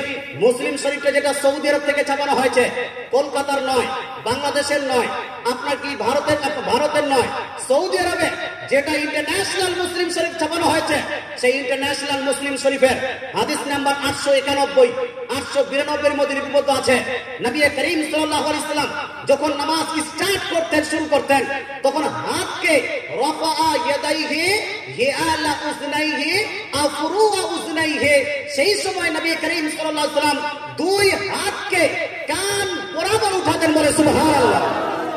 দ্বিতীয় হাদিসের মধ্যে লিপিবদ্ধ আছে যে 2 আপনার হাতকে কান পর্যন্ত উত্তোলন করতেন, বলে সুবহানাল্লাহ। মুসলমান, আপনাকে বলতে চাই, হানাফি মাযহাব নদীতে ভেসে আসা কোনো মাযহাব নয়। হানাফি মাযহাব আপনার বন্যায় বয়ে যাওয়া কোনো মত নয়। হানাফি মাযহাব কোরআন ও হাদিসের আলোকে সব থেকে প্রতিষ্ঠিত এবং সব থেকে অথেন্টিক মাযহাব, বলে সুবহানাল্লাহ। কিন্তু জানতে হবে মুসলমান, না জেনে কথা বললে চলবে না। হাত তুললেন, আমি আলোচনা করছিলাম কিসের? হাত তুলে হাত বাঁধলেন, সুবহানাকা আল্লাহুম্মা ওয়া বিহামদিকা পড়লেন, আউযু বিল্লাহি বিসমিল্লাহ পড়লেন, তারপর সূরা ফাতিহা পড়বেন, পড়বেন না? সূরা ফাতিহা একাই পড়ছেন, যেহেতু সুন্নত নামাজ তো সূরা ফাতিহা তো পড়তে হবে। তারপরে আবার যেন একটা আর সূরা মিলাবেন, দ্বিতীয় রাকাতে উঠবেন, আবার সূরা ফাতিহা পড়বেন কি পড়বেন না? পড়বেন। আবার একটা সূরা মিলাবেন, আবার তৃতীয় রাকাতে উঠবেন, সূরা ফাতিহা পড়তে হবে, তৎসঙ্গে আরেকটা সূরা মিলাতে হবে। 4 নাম্বার রাকাতেও এই সূরা ফাতিহা আরেকটা সূরা মিলাতে হবে। এবার ভাই, একজন যদি লজিক লাগায়, ওই লজিকটা যেটা ভোতরা লজিক বলছিলাম, ওই লজিকটা লাগায়, 1 রাকাত যোহরের নামাজ পড়ে নিয়েছে, সূরা ফাতিহা পড়েছে, আরেকটা সূরা মিলিয়েছে, দ্বিতীয় রাকাতে দাঁড়ানোর পর ভাবছে যে প্রথম রাকাতে তো সূরা ফাতিহা পড়েই নিলাম, এই রাকাতে সূরা ফাতিহা পড়ার দরকার কি? বলুন তো, নামাজ হবে? এজন্য হবে? হবে? হবে না। There is a rule and regulation of Islam for each and everything, and you have to follow this rule and regulation. You cannot give your personal logic in Islam. ইসলামের মধ্যে প্রতিটা জিনিসের একটা রুল এবং রেগুলেশন বেঁধে দেওয়া হয়েছে। আপনি নিজের লজিক পার্সোনাল জ্ঞান দিয়ে সেই রুল এবং রেগুলেশনকে, সেই নিয়ম কানুনকে ভঙ্গ করে কোনো কাজ করতে পারবে না। কথা বোঝাতে পেরেছি বা? হে মুসলমান, তাহলে এখানেও এই লজিক চললো না। মুসলমান, এবার দেখেন আপনি 4 রাকাত সুন্নতের শেষে কি পড়বেন? আত্তাহিয়াত পড়বেন, আত্তাহিয়াত পড়বেন, দরুদ শরীফ পড়বেন, দোয়া মাসুরা পড়বেন। আবার ফরজ নামাজ যখন 4 রাকাত পড়বেন, শেষে আত্তাহিয়াত পড়বেন, দরুদ শরীফ পড়বেন, দোয়া মাসুরা পড়বেন, তারপর আসসালামু আলাইকুম ওয়া রাহমাতুল্লাহ, আসসালামু আলাইকুম ওয়া রাহমাতুল্লাহ বলবেন, বলবেন না? আবার 2 রাকাত সুন্নাত পড়বেন, শেষে আত্তাহিয়াত পড়বেন, দরুদ শরীফ পড়বেন, তারপরে আপনি পড়বেন কি? দোয়া মাসুরা। আবার নফল পড়লেও ওই সেম কাজগুলোই করছেন। এবার ভাবুন তো বা, কোন ব্যক্তি যদি জোহরের 4 রাকাত সুন্নত আদায় করার পরে আপনার ফরজ আদায় করেছে, শেষে ভাবছে, শেষে বসে রাকাত শেষ করা বলেছে যে প্রথম জোহরের সুন্নত নামাজ পড়ার সময় তো আত্তাহিয়াত পড়েই নিয়েছি, দরুদ শরীফ তো পড়েই নিয়েছি, দোয়া মাসুরা তো পড়েই নিয়েছি, আর এগুলো পড়ার দরকার কি? বলুন তো, ফরজ নামাজটা ভালোভাবে আদা হবে? হবে তো? কোথাও তো চলছে না, চলছে না। একবার বললেন হুজুর দোয়া করেন, দোয়া করে দিলাম, আবার আপনার বাড়িতে গেলাম, বা একটু পরে শেষে আবার দোয়া করলাম, দ্বিতীয় দোয়াটা কাজে লাগবে কি লাগবে না? এটা হানা বলুন না। একবার দোয়া তো করেই দিলাম, আর দোয়া করার দরকার কি? কোথাও চলছে না। আচ্ছা, এটা কি দুনিয়াবি কাজে চলবে? তো দুনিয়াবি কাজেও চলবে না। আপনি চলে গেছেন বাপ শ্বশুর বাড়িতে, শ্বশুর বাড়িতে যাওয়ার পরে আপনার শাশুড়ি মুরগা রান্না করে আপনাকে দুপুরবেলা খাওয়ান দেওয়ান করে দিয়েছে। কথা বুঝতে পেরেছেন?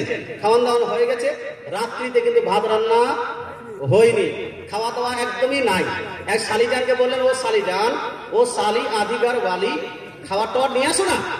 ও শালি বলছে, জিজাজি দুপুরবেলা তো আপনাকে খাওয়ান দাওয়ান করেই দেওয়া হয়েছে, আর খাওয়ান দাওয়ান করা কি দরকার, বা দরকার কি? বলুন তো, ওই শ্বশুর বাড়ি টিকবে? টিকবে?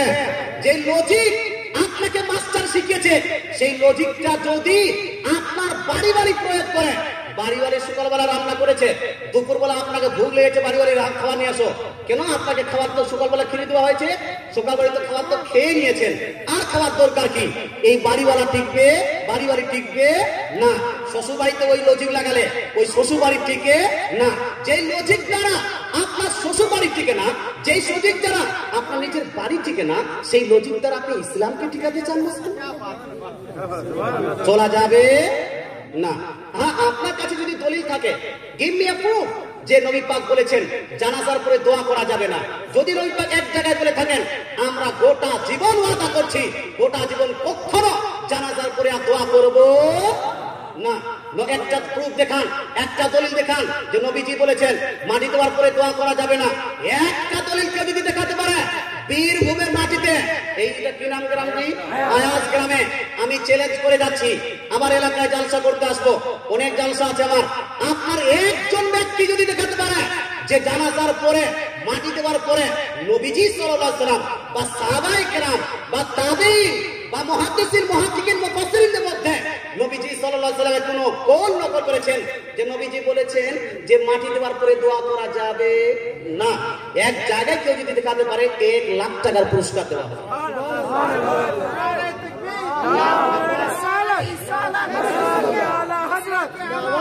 জিন্দাবাদ, জিন্দাবাদ, আল্লাহু আকবার, ইয়া রাসূলুল্লাহ।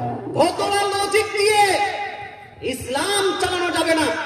আপনার কাছে যদি দলিল থাকে, তাহলে দলিলটা দিন, আমরা আমল করতে প্রস্তুত আছে কি নাই? না, আছে কি নাই? এক মৌলবি বলেছিল, যখন ইংরেজদের আমল ছিল, এক মৌলবি বলেছিল, ইসমাইল দেহলভী নাম, কিতাবটার নাম হলো তাকবিয়াতুল ঈমান। তাকবিয়াতুল ঈমানের পৃষ্ঠা নাম্বার 50-এ লিখেছে, নবী মরে মাটির সঙ্গে মিশে গেছে বলে নাউজুবিল্লাহ। এক মৌলবি বলেছে, এখন পর্যন্ত সুন্নিরা ওই দেবতীদেরকে বলে আসছে, ভাই তোমার মৌলবি বলেছে, আর তোমরাও এটা কথা বলছো। অনেক মানুষ বলে না যে মরে মাটির সঙ্গে মিশে গেছে, বলে কি বলে না? বাংলাদেশের এক বক্তা আছে, বক্তার নাম হলো আব্দুর রাজ্জাক বিন ইউসুফ। আব্দুর রাজ্জাক বিন ইউসুফ নিজের ভিডিওতে লিখেছে, বলেছে, আমার কাছে এখানে ভিডিওটা আছে ভাই, বলেছিলাম ভিডিওটা তিনি বলছে কি, নবী নিজের কবরে মৃত অবস্থায় আছেন। বলে না নাউজুবিল্লাহ। ইসমাইল দেহলভী বলল নবী মরে মাটির সঙ্গে মিশে গেছেন। তো এই আপনার কথাটা আমরা সুন্নি মুসলমান আজও আমরা বলি যে এই কথাটার আপনার পক্ষে একটা দলিল দাও, একটা দলিল দাও, আমরা মানতে রাজি আছি। যদি দলিল না দিতে পারো তো দালালি করো না। হ্যাঁ, দলিল যদি না দিতে পারো তো ধর্মে দালালি চলে না, দালালি তোমার কথা শোনা যাবে না। আব্দুর রাজ্জাক বিন ইউসুফকেও বলা হয়েছে যে আপনি যে বলেছেন নবী আপনার কবরে মৃত অবস্থায় আছেন, আপনি একটা দলিল দেন, আমরা মানতে রাজি আছি কি নাই? দলিলকে মানব। আরে সুন্নিদের থেকে বেশি দলিল মেরেছে এইরকম ব্যক্তি দুনিয়াতে আসেনি, আর কিয়ামত পর্যন্ত আসতে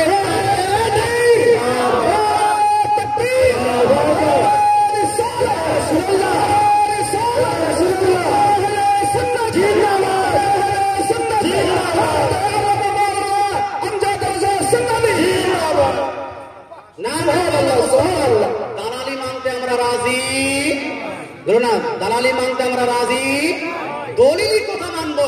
আপনি বলবেন হুজুর আচ্ছা আপনি তখন থেকে অনেকগুলো কথা বললেন, এবার আপনার প্রুফটা দেন। বলবেন কি বলবেন না? হুজুর আমাদের দলিলগুলো দেন যে জানাজার পরে দোয়া করা যাবে, দলিল আছে কি নাই? মাটি দেওয়ার পরে দোয়া করা যাবে, দলিল আছে কি নাই? নবী মরে মাটির সঙ্গে মিশে যাননি, দলিল আছে কি নাই? নবী কবরে মৃত অবস্থায় নেই, এটারও দলিল আছে কি নাই? চারটার দলিল নেবেন কি নেবেন না? এক একটা করে দলিল নেন। বিশ্বের মধ্যে 6টা হাদিস গ্রন্থ, সব থেকে প্রসিদ্ধ হাদিস গ্রন্থ, সব থেকে গ্রহণযোগ্য হাদিস গ্রন্থ, সুন্নিরা মানে, দেওবন্দিরা মানে, ফারাজিরা মানে, লামাজাবিরা মানে, আরে হাদিসরা মানে, বেরেলভিরা মানে, তারপর আপনার জামাতে ইসলাম মানে, সবাই মানে। এই 6টি হাদিস গ্রন্থের মধ্যে একটি উল্লেখযোগ্য হাদিস গ্রন্থের নাম হলো আবু দাউদ শরীফ। কোন কিতাব? আবু দাউদ শরীফ। ভাই আমি যে রেফারেন্স গুলো দিব, এটা রেফারেন্স দিব ইন্টারন্যাশনাল রেফারেন্স। কোন রেফারেন্স? ইন্টারন্যাশনাল। একটা হলো ন্যাশনাল, একটা হলো রিজিনাল আপনার রেফারেন্স। যেমন সিউড়িতে বুখারী ছাপানো হয়েছে, বাংলা বুখারী, তো সিউড়িওয়ালা নিজের অনুযায়ী ওরা বুখারী শরীফের হাদিস নাম্বার দিয়েছে। আপনি যারা বাংলাদেশ নেবেন তো তৌহিদ প্রকাশনীর আপনার হাদিস নাম্বার আলাদা, ইসলামিক ফাউন্ডেশনের হাদিস নাম্বার আলাদা, কলকাতার হাদিস নাম্বার আলাদা, কিন্তু বিশ্বে একটা হাদিস নাম্বার চলে যেটা কোনো জায়গায় আলাদা হয় না। সেই হাদিস নাম্বারটাকে বলা হয় ইন্টারন্যাশনাল হাদিস নাম্বার। কি বলা হয় ওটাকে? ইন্টারন্যাশনাল হাদিস নাম্বার বলছি আপনাকে, কারণ আমি বাংলা বুখারী বা পড়ি না, বাংলা তিরমিজি পড়ি না, বাংলা নাসাই পড়ি না, অর্থাৎ নিজের জ্ঞানের জন্য এটা পড়ি না। তবে হ্যাঁ, মুসলিম শরীফের এখন আমি ব্যাখ্যা গ্রন্থ একটা লিখছি, বা মুসলিম শরীফের তর্জমা এবং ব্যাখ্যা গ্রন্থ, এই জন্য অনেক কিছু বাংলাটা দেখতে হচ্ছে। যাই হোক, বলার উদ্দেশ্য হলো এই যে আমি যে রেফারেন্সটা দিব সেটা হলো ইন্টারন্যাশনাল রেফারেন্স। ইন্টারন্যাশনাল রেফারেন্স অনুযায়ী আবু দাউদ শরীফ প্রথম খণ্ড হাদিস নাম্বার 3201। কত নাম্বার হাদিস? এজন্য কত নাম্বার হাদিস? 3201 এর মধ্যে লিপিবদ্ধ আছে, আল্লাহ তাআলা রাসূল ইরশাদ করেন, ইযা সাল্লাইতুম আলাল মাইয়িতি ফাখলিসু লাহু দুআ।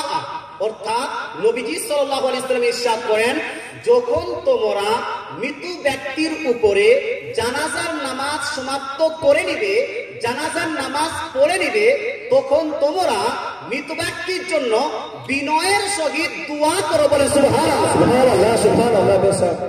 জোরে সুবহানাল্লাহ হবে না? মাশাআল্লাহ, সুবহানাল্লাহ বলতে এটা চাই মুসলমান। নবীজি কি লজিক লাগিয়েছেন? ওই যুক্তি লাগিয়েছেন? একবার তো দোয়া হয়ে গেছে, আরেকবার দোয়া করার দরকার কি? এরকম যুক্তি দিয়েছেন। আপনি বলেন হুজুর নবীজি যুক্তি জানতেন না, নবীজি অত বড় পণ্ডিত ছিলেন না, নবী পাক সাল্লাল্লাহু আলাইহি ওয়াসাল্লাম কত বড় যেন আপনার জ্ঞানী ছিলেন না, এটা কারো মাথায় আসতে পারে। তিনার কাছে কোনো সার্টিফিকেট ছিল না, না মাধ্যমিকের সার্টিফিকেট, না উচ্চ মাধ্যমিকের সার্টিফিকেট, না বিএ পাসের সার্টিফিকেট, না এমএ এমফিল পিএইচডি সার্টিফিকেট, কোনো সার্টিফিকেট ছিল না। বাংলাদেশের এক বক্তা বলছে নবীজির কাছে কোনো সার্টিফিকেট নাই, আমাদের কাছে অনেক সার্টিফিকেট আছে। এই জন্য নবীও ভুল করেছেন, সাহাবীও ভুল করেছেন, আমরাও ভুল করতে পারি। বলে নাউজুবিল্লাহ, জোরে বলেন না নাউজুবিল্লাহ। কি বলছে? নবীও ভুল করেছেন, সাহাবীও ভুল করেছেন, আমরাও ভুল করতে পারি। আচ্ছা বলেন তো এই তিনটার মধ্যে বড় কে হলো? নবী ভুল করেছেন, কনফার্ম কনফার্ম হয় কিনা? সাহাবী ভুল করেছেন, কনফার্ম। আমরা ভুল করতে পারি, কনফার্ম। রানা বললো হ্যাঁ না, সম্ভাবনা, there is a possibility for us to commit mistake. আমাদের জন্য পসিবল আছে মিস্টেক করা, ভুল করার পসিবিলিটি আছে। ভুল করতে পারি কিন্তু ভুল করিনি, কথা বুঝতে পেরেছেন? নবীজির জন্য ভুল করাকে কনফার্ম করে দিলেন, সাহাবীর জন্য ভুল করাকে কনফার্ম করে দিল, আর নিজের জন্য ভুল করাকে কনফার্ম করলো না। এরাই হলো সেই ব্যক্তি যেই ব্যক্তিরা নবীর মান সম্মানকে ছোট করতে চায়। হে মুসলমান, আহলে সুন্নাত ওয়াল জামাত থেকে অন্য কোন জায়গাতে যাওয়ার আগে 100 বার ভাবুন। আমরা সুন্নি মুসলমান পীর অবশ্যই মানি, কিন্তু ভণ্ড পীরকে মানি না, ভণ্ড পীরকে মানি না। আমরা সুন্নি মুসলমান মাজার যাওয়াকে অবশ্যই জায়েজ বলি, কিন্তু মাজারে গিয়ে শাস্তা ইত্যাদি যেটা হারাম নাজায়েজ কাজ, সেটার কোনোদিনে পক্ষপাতিত্ব করি না। আমরা সুন্নি মুসলমান আলিমকে অবশ্যই সম্মান করব, মৌলবীকে অবশ্যই সম্মান করব, কিন্তু যেই মৌলবীর মুখ থেকে কোরআন ও হাদিসের বিপক্ষে কথা বার হবে, যেই মৌলবীর মুখ থেকে নবী এবং আল্লাহর বিপক্ষে কথা বার হবে, সেই মৌলবীকে কোনোদিনে শ্রদ্ধা করতে পারি না। কথা বুঝতে পেরেছেন বা? হে মুসলমান, আপনাকে বলতে চাই, আল্লাহ তাআলা রাসূল সাল্লাল্লাহু আলাইহি ওয়াসাল্লাম লজিক লাগালেন না, বললেন, বরং বললেন ইজা সাল্লাইতুম আলাল মাইয়িতি, যখন মৃত ব্যক্তির উপর জানাজার নামাজ পড়ে নিবে, ফাখলিসু লাহু দুআ, তো ওই মৃত ব্যক্তির জন্য বিনয়ের সহিত দোয়া করো। বলেন সুবহানাল্লাহ।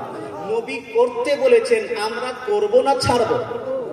ধরো না, কিছু মাস্টার যদি ছাড়তে বলে ধরবো না, কোন ডাক্তার যদি ছাড়তে বলে, কোন মৌলবী যদি ছাড়তে বলে, আপনার ইমাম সাহেব যদি ছাড়তে বলেন, আরে আমার ইমাম সাহেব কেন, গোটা দুনিয়ার মৌলবী মুন্সি মুফতি একদিকে, গোটা মূল দুনিয়ার ডাক্তার মাস্টার নায়ক খোদনায়ক একদিকে, আর আমি আর নবীর ভাষা একদিকে, গোটা দুনিয়ার মানুষকে পরিত্যাগ করে আমরা নবীর দিকে আসবো। বলে সুবহানাল্লাহ। আর একটাই স্লোগান থাকবে, দয়ার নবী যেই দিকে, সুন্নি মুসলমান সেই দিকে, দয়ার রাসূল যেই দিকে, সুন্নি মুসলমান সেই দিকে। কথা বুঝতে পেরেছি? ব্রাদার্স, বলতে চাই, তাহলে প্রমাণ হলো কি, জানাজার পরে দোয়া হবে কি হবে না? হবে। আচ্ছা, মাটি দেওয়ার পর দোয়া করা যাবে কি যাবে না? এটা দ্বিতীয় স্টেপ ছিল না? দ্বিতীয় স্টেপ, মাটি দেওয়ার পরে দোয়া করা যাবে কিনা। মাটি দেওয়ার সময় একটা ঝামেলা লাগে, অনেকগুলো জায়গায় বলে মাটি দেওয়া তো যাবে, কিন্তু মাটি দেওয়ার সময় মিনহা খলাকনাকুম ওয়া ফিহা নুঈদুকুম ওয়া মিনহা নুখরিজুকুম, এই দোয়া পাঠ করা যাবে না। এই দোয়া পাঠ করা যাবে না, এর পক্ষে রয়েছে একটা হাতুড়া যুক্তি। ওই যুক্তিটা বলবো কি? ভালো বলুন না, হ্যাঁ, পড়া যাবে না পক্ষে রয়েছে একটা হাতুড়া যুক্তি। আর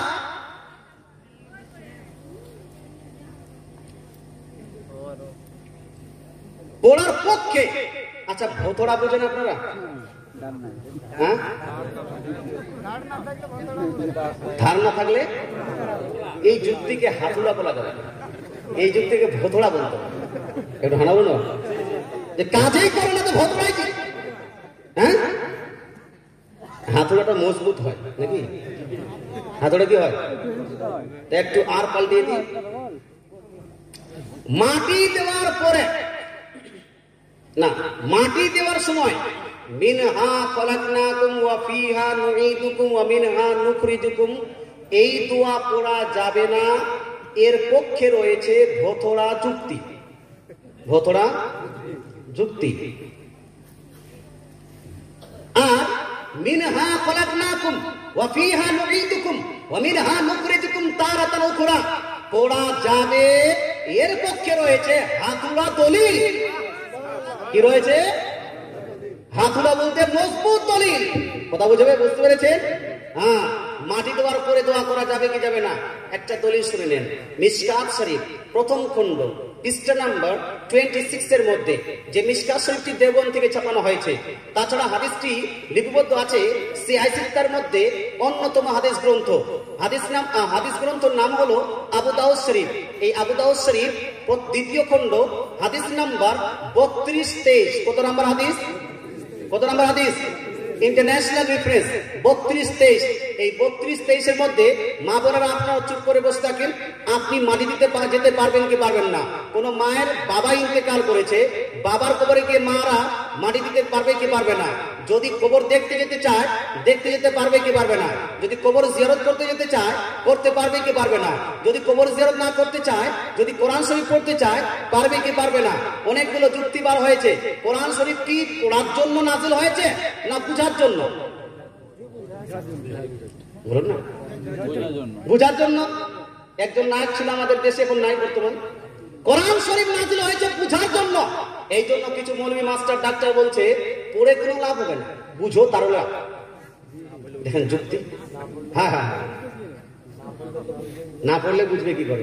হ্যাঁ হ্যাঁ, না পড়লে বুঝবে কি করে?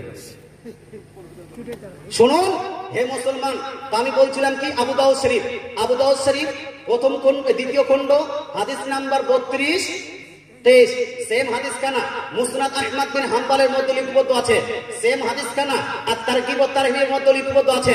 সেম হাদিস খানা বাইহাকি শরীফের মধ্যে লিপিবদ্ধ আছে।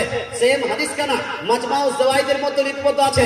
সেম হাদিস খানা তাবরানী শরীফের মধ্যে লিপিবদ্ধ আছে। সেম হাদিস খানা কামসুল উম্মারের মধ্যে হাদিস লিপিবদ্ধ আছে।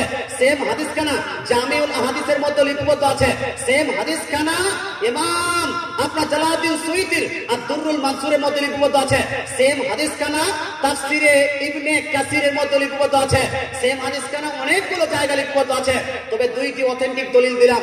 আমি মিশকাত শরীফ প্রথম খণ্ড পৃষ্ঠা নাম্বার 26 এবং আবু দাউদ শরীফ দ্বিতীয় খণ্ড হাদিস নাম্বার 32-23-এর মধ্যে আন উসমান ইবনে আফফান রাদিয়াল্লাহু তাআলা আনহু قال كان رسول الله صلى الله عليه وسلم اذا فرغ من دفن الميت وقف عليه ثم قال استغفروا لاخيكم واسالوا له بالتسبيح فانه الان يسال।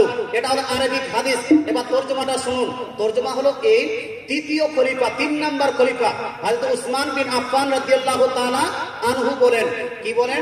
যে নবীজি সাল্লাল্লাহু আলাইহি ওয়াসাল্লাম, আচ্ছা বলেন তো নবী পাক সাল্লাম যখন জাহিরি জিন্দেগিতে ছিলেন সেই সময় সাহাবায়ে কেরাম ইন্তেকাল করেছেন কি করেননি ভাই? রানাল করেছেন কি করেননি? নবী মাটি দিতে গিয়েছেন কি যাননি? নবী জানাজা পড়েছেন কি পড়েননি? নবী মাটি দিয়েছেন কি দেননি? এই জন্য ওই যে তৃতীয় নম্বর খলিফা উসমান বিন আফফান তিনি বলেন নবী পাকের চিরচারিত জন্য আপনার অভ্যাসটা কি ছিল? তিনি বলছেন কানা রাসূলুল্লাহ সাল্লাল্লাহু আলাইহি ওয়াসাল্লাম ইদা ফারাগা, নবী পাক সাল্লাল্লাহু আলাইহি ওয়াসাল্লাম যখন ফারিগ হতেন, ফারাগা মানে ফারিগ হতেন, কোথা থেকে? মিন দাফানিল মাইয়াতি। মিন মানে হতে, দাফন মানে দাফন করা, আর মাইয়াত মানে মৃত ব্যক্তি। মিন দাফানিল মাইয়াতি, মৃত ব্যক্তিকে দাফনের কাজ থেকে। নবী পাক যখন মৃত ব্যক্তিকে দাফন করে ফারেক হতেন, মানে দাফনের কাজটা হয়ে যেত। এটা কখনকার কথা চলছে? মাটি দেওয়ার পরের না মাটি দেওয়ার আগের? এজন্য বলুন না কোথা থেকে? মাটি দেওয়ার পরে কথা চলছে। কেউ উল্টো পাল্টা যুক্তি লাগাবেন না। যেটা মাটি দেওয়ার আগের কথা হয়েছে, মাটি দেওয়ার পরে নয়। আরবিকটা পড়ে নিলাম, ডিকশনারিতে গিয়ে দেখবেন সেম তরজমাগুলো আছে কি নাই। ডিকশনারি দ্বারা আরবি বোঝার চেষ্টা করবেন, হাদিস বোঝার চেষ্টা করবেন। নবী পাক সাল্লাল্লাহু আলাইহি ওয়াসাল্লামের প্রসঙ্গে উসমান বিন আফফান রাদিয়াল্লাহু তাআলা ইরশাদ করেন, নবী করিম সাল্লাল্লাহু আলাইহি ওয়াসাল্লাম যখন মৃত ব্যক্তিকে দাফনের কাজ করা থেকে ফারেক হতেন, কি করতেন? বাড়ি চলে যেতেন, পালিয়ে যেতেন? না না, উনি বলছেন ওয়াকাফা আলাইহি, মৃত ব্যক্তির কবরের পাশে দাঁড়িয়ে যেতেন। বলে সুবহানাল্লাহ। একজন ব্যক্তি পালিয়ে যায় আর একজন ব্যক্তি দাঁড়িয়ে যায়। আপনাদের মধ্যেও কেউ যদি মাটি দেওয়ার পর হুড়াহুড়ি করে মাটি দেওয়ার পরে পালিয়ে যান, সে কোন দলের হবে? আর যে দাঁড়িয়ে যাবে সে কোন দলের হবে? দয়ান নবী মায়ান নবী মাটি দেওয়ার পরে পালিয়ে যেতেন না, দাঁড়িয়ে যেতেন। তাহলে বুঝা গেল মাটি দেওয়ার পরে দাঁড়িয়ে যাওয়া এটা হলো নবী পাকের সুন্নত। যারা এর উপর আমল করবে তারা হলো সুন্নতি। তারা হলো কি? সুন্নতি। মাটি দেওয়ার পরে পালিয়ে যাওয়া এটা হলো বেদাত, বা এই পালিয়ে দাঁড়িয়ে যাওয়াকে বেদাত বললাম, এটা হলো বেদাত। আর যে পালিয়ে যাবে সে হলো বেদাতি, সে হলো বেদাতি। আপনারা যদি চান সুন্নতি হতে পারেন, আপনারা যদি চান বেদাতি হতে পারেন, এটা আপনার ইচ্ছা। নবী দাঁড়িয়ে কি করতেন? ঝগড়া করতেন যে মাটি দেওয়া হয়ে গেছে, আর দোয়া করার দরকার নাই। কিছু মানুষ দাঁড়িয়ে যায়, কিছু মানুষ দাঁড়িয়েও যায়। কিসের জন্য? ওই মানুষের যারা দাঁড়ায় তার দুইটা শ্রেণী। কিছু মানুষ দোয়ার জন্য দাঁড়ায় আর কিছু মানুষ ঝগড়ার জন্য দাঁড়ায়। হ্যাঁ, কিছু মানুষ দোয়া করার জন্য দাঁড়ায়, আর কিছু মানুষ দাঁড়ায় এই দোয়া যারা করবে তাদের সঙ্গে ঝগড়া করার জন্য। কিন্তু নবীজি সাল্লাল্লাহু আলাইহি ওয়াসাল্লাম দাঁড়িয়েছিলেন ঝগড়া করার জন্য নয়, বরং হাদিসের মধ্যে লিপিবদ্ধ আছে ফাকাল, নবী পাক দাঁড়িয়ে বলতেন, কি বলতেন? ইস্তাগফিরু লিআখিকুম। ইস্তাগফিরু এটা আরবি ওয়ার্ড। ইস্তাগফিরু এটা এসেছে ইস্তাগফির থেকে, ইস্তাগফির এসেছে মাগফিরাত থেকে, ইস্তেগফার থেকে। ইস্তেগফার মানে হলো দোয়ায়ে মাগফিরাত করা, সেখান থেকে এসেছে ইস্তাগফির। ইস্তাগফির মানে তুমি দোয়ায়ে মাগফিরাত করো, আর ইস্তাগফিরু এটা হলো বহুবচন, তোমরা দোয়ায়ে মাগফিরাত করো, বলে সুবহানাল্লাহ। তোমরা দোয়ায়ে মাগফিরাত করো, মাগফিরাতের জন্য দোয়া করো। কার জন্য? লিআখিকুম, যেই ভাইকে তোমরা এখন কবরস্থ করেছো, মাটি দিয়েছো, এই মাটি দেওয়া ভাইয়ের জন্য দোয়ায়ে মাগফিরাত করো, বলে সুবহানাল্লাহ। আল্লাহ তাআলার রাসূল মাটি দেওয়ার পরে দোয়া করতে বললেন কি বললেন না? জোরানা বললেন কি বললেন না? তো মাটি দেওয়ার পরে দোয়া করতে বলা এটা নবীজির সুন্নত। যে দোয়া করতে বলবে সে হবে সুন্নতি, আর যে দোয়া করার বিপক্ষে যাবে সে হবে বেদাতি। সে হবে কি? বেদাতি।